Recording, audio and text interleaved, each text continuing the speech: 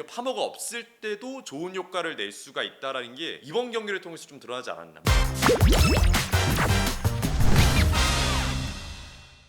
네, 오늘은 프리미어리그 팀들 중에 2라운드에서 가장 많은 득점을 또 올린 팀이죠. 바로 첼시에 대해서 이야기를 좀 해보겠습니다. 이날 경기 파머가 경기 시작 직전에 몸을 품은 워밍업 중에서 근육 부상을 당하게 되면서 경기 시작 직전에 명단이 바뀌게 됐습니다. 생각보다 결과가 굉장히 좋았습니다. 그래서 파머가 없을 때 왜 경기 결과가 더 좋았는지에 대한 많은 이야기가 좀 있는데요.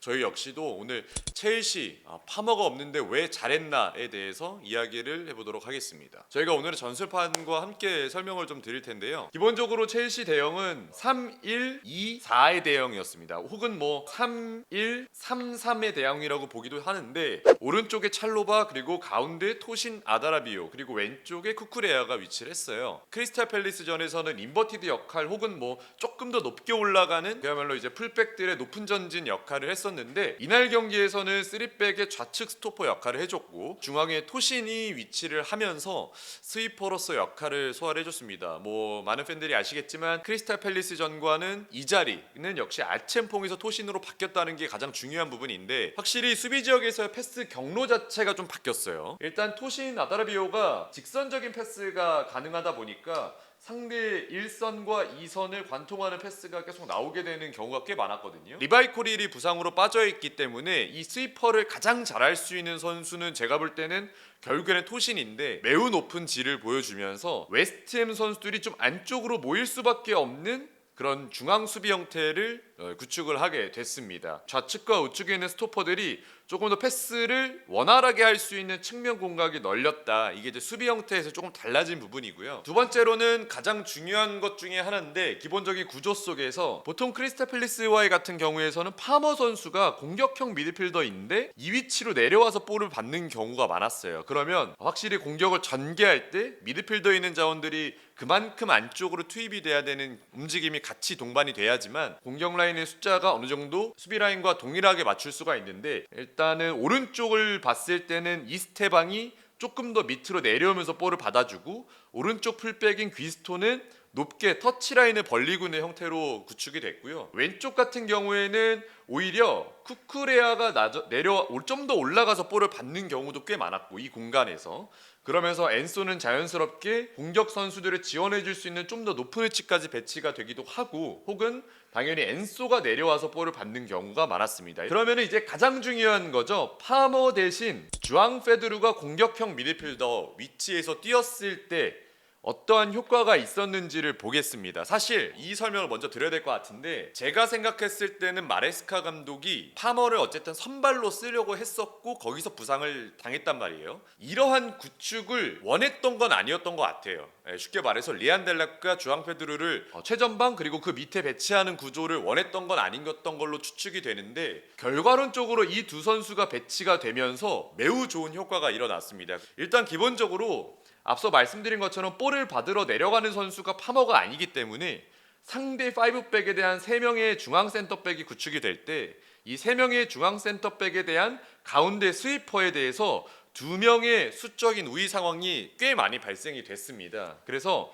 주앙 페드루는 볼을 받으러 내려가는 경우도 있지만 오히려 리안델랍과 같은 라인을 좀 형성을 해주면서 리안델랍이 센터백을 끌고 안쪽으로 들어가는 동선을 가져가면 본인은 그 밑에서 센터백과 수적인 2대1 상황을 동시에 만들어주는 경우가 꽤 많고 오히려 리안델랍이 내려오게 되면은 그 내려옴의 동시에 따라서 본인이 빈 공간으로 침투하는 경우도 꽤 많았어요. 리안델랍과 교차가 되면서 최전방 스트라이커의 움직임은 조금 분담해서 역할을 해줬다. 이 부분이 이제 전 가장 크게 좀 느껴졌고요. 파머의 장점은 사실 온더볼입니다. 흔히 말하는 창의적인 플레이를 통해서 조금 답답한 흐름을 바꿔주는 경우가 있는데 반대로 얘기하면 옵더블 움직임이 매우 좋은 편은 아니에요. 그래서 공을 가지고 있지 않을 때 활발하게 움직여준다든지 아니면 동료를 조금 더 활용해 줄 수 있는 움직임이 나오는 유형은 아닌데 반대로 주앙 페드루는 옵더블 움직임이 굉장히 좋은 선수의 유형에 속합니다. 그래서 이날 경기도 직접적으로 주앙 페드로에게 볼이 가지 않아도 주앙 페드로는 계속해서 이 센터백 라인을 뒤로 무르게 할 수 있는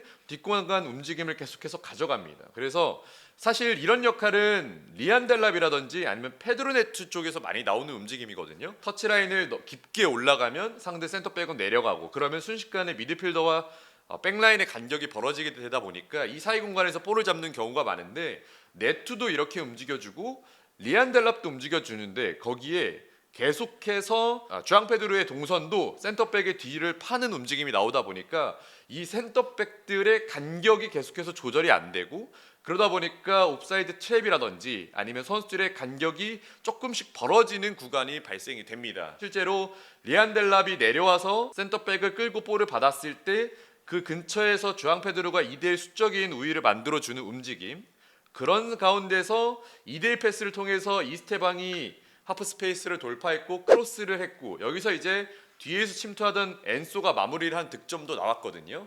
그러니까 확실히 이 센터백에 대한 균열을 만들어주는 게, 공을 갖고 있지 않은 선수들이 움직여주면서 이 선수들의 간격을 분리시켰다는 부분이 꽤 효과적이었고, 만약 파머가 있었다면 이러한 움직임이 나왔을까 하는 생각도 같이 들었습니다. 그래서 확실히 주앙 페드로를 썼을 때 효과는 옵더볼 움직임이 좋았다는 부분이 또 한 번 더 언급이 될 수 있겠고요. 마지막으로는 뭐 앞서 말씀드린 거의 연장선인데, 파머가 내려와서 볼을 받게 되면 오른쪽 윙포드는 그에 맞춰서 안쪽 동선을 또 가져가야 되고, 혹은 귀스토 같은 선수가 안쪽에서 가져가는 동선이 많은데 오히려 귀스토가 안쪽에서 들어가는 동선에서 문제점이 많이 나왔어요, 지난 경기들에서. 그러다 보니까 계속 귀스토가 오히려 박스한 위협적인 장면에서 정말 디테일한 실수가 계속 발생이 되고, 뭔가 파머가 내려와서 귀스토가 올라가고, 이러한 조합이 그리 매끄럽다고 보긴 어려웠거든요. 확실히 파머가 아니라 주앙 페드루가 나오다 보니까 미드필더에서 볼 받는 선수들의 위치랑 확실히 배분이 잘 돼 있었어요. 그게 무슨 말이냐면은 이스테방이 조금 더 낮은 위치로 내려서 계속 볼을 받습니다. 오히려 그러다 보니까 귀스토도 살아났어요. 귀스토의 역할이 굉장히 담백하게 주어지게 되면서 터치라인에서 상대 수비 끌어주고, 공간 발생하면 거기다가 패스 넣어줄 수 있는 경로 만들어주고, 오히려 수비 복귀할 때 우선적으로 백코트 해주면서 거기에 대한 수비도 같이 가져가주고, 이스테방이 이제 중간중간 그야말로 이제 턴오버가 나오면서 이게 이제 실점으로도 연결이 되기도 했었고, 몇 번의 턴오버가 있었거든요. 근데 그럴 때마다 귀스토가 재빠르게 내려와서 커버를 시도하는 장면도 있었습니다. 그래서 이런 부분들을 좀 봤을 때 확실히 귀스토도 조금 살아나고, 주앙 페드로와 리안델랍 합이 내려앉아 있는 5백을 상대로 했을 때는 꽤 좋은 모습을 보여준다, 이런 장면이 같이 나왔던 것 같습니다. 사실 물론 첼시 입장에서 얘기했지만 웨스트햄 사정이 그렇게 좋지 못해요. 저희가 지금 이제 녹화하고 있는 이 시점에 오늘 새벽에 펼쳐졌던 이제 컵 대회에서도 울버햄튼에게 3대2로 패배를 했고요. 포터 감독에 대한 경질론이 굉장히 심해지고 있습니다. 근데 이제 이날 경기를 좀 보면은 웨스트햄이 파머가 나올 것에 대해서 준비를 했던 것으로 일단 전 생각이 돼요. 그게 이제 왜 그러냐면, 두 명의 미드필더를 이제 소책과 워드프라우스로 구축을 했습니다. 근데 물론 웨스트햄이 최근에 많은 문제가 있지만 그 중에 가장 큰 문제로 지적이 되고 있는 게, 결국에는 이제 포지션상 수비형 미드필더, 중앙 미드필더로 볼 수 있는 이 조합에서 이렇다 할 만한 화력이 없고 선수들 간의 합이 좋지 않기 때문에 볼이 전개되는 거라든지, 그리고 활동량적인 부분, 수비적인 부분에 여러 문제가 있거든요. 제가 봤을 때는 소체크를 조금 더 안쪽으로 넣고, 그러면서 수비적으로 식스팩까지 만들어주면서 박스 안에서의 수적 우위를 많이 가져가려고 했던 의도가 있었던 것 같습니다. 그게 왜 느껴졌냐면, 첼시 같은 경우에는 공격을 마무리하는 빈도에 있어서 가장 많은 지분을 차지하고 있는 게 크로스 형태예요. 크로스에 대한 대비를 하려고 했던 것 같은데, 오히려 소책의 밑으로 내려가니까 이스테방과 중앙에 있는 주앙 페드로가 계속해서 중앙 공간에서 활동을 해주고, 이러다 보니까 소책이 주앙 페드로에 대한 마크를 하기 위해서 살짝 올라올 때는 오히려 박스 안에 레안델랍만 남게 되는데, 거기서 엔소까지 가담이 되고,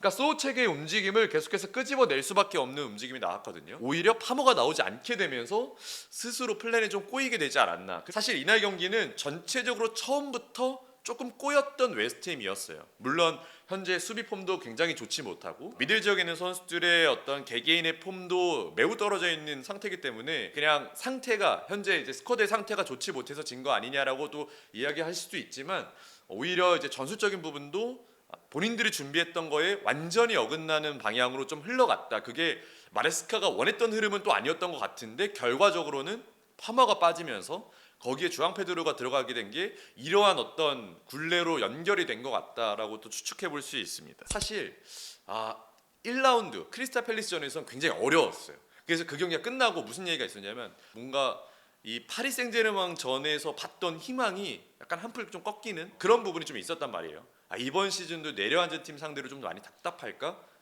지난 시즌도 그랬기 때문에. 근데 오히려 이제 이러한 어떤 하나의 의도치 않은 변수가 됐던 경기가 마레스카에게 또 다른 해결을 줬을 거예요. 마레스카는 보수적인 감독의 유형에 속하기 때문에 이렇게 공격적인 성향, 그러니까 투톱 라인처럼 이렇게 올리는 경우는 거의 하지 않았거든요. 마레스카 감독의 새로운 계획이 생긴 느낌? 그래서 앞으로 제가 볼 땐 풀럼전이 좀 중요한 것 같아요. 사실 지난 시즌에 풀럼한테 직전 맞대결에서 패배했거든요. 마르코 실바 감독의 전술적인 대응에 완전히 마레스카가 말리게 되면서 그야말로 그러면서 전술적인 패배를 하게 됐는데 이제 앞으로 이런 약간 수가 하나 생겼다 보니까 이런 것까지 고려하면서 뭔가 유연함을 좀 발휘하는 게 약간 첼시보다 조금 더 낮은 체급 있는 팀들을 상대로 할 때 필요한 부분이지 않을까. 오히려 세옹지마가 된 거라고 저는 생각해요. 콜파머의 부상이 팀에게 조금 다른 걸 보여줬고 마레스카도 우선으로 생각하지 않았던 계획이 실현이 되면서 이렇게 했을 때도 파이법이 생길 수 있네라는 게 좀 보여졌던 느낌이 있고 또 하나는 마지막으로 디에스텔레틱에서 봤던 내용이었는데 첼시는 파머의 팀이 아니다라는 게 나왔거든요. 오히려 파머가 없을 때도 좋은 효과를 낼 수가 있다라는 게 이번 경기를 통해서 좀 드러나지 않았나. 물론 웨스트햄 사정이 좋지 않은 건 조금 고려를 해봐야겠지만 그래도 그러한 희망은 좀 봤던 경기가 아니었나 이렇게 좀 생각이 듭니다.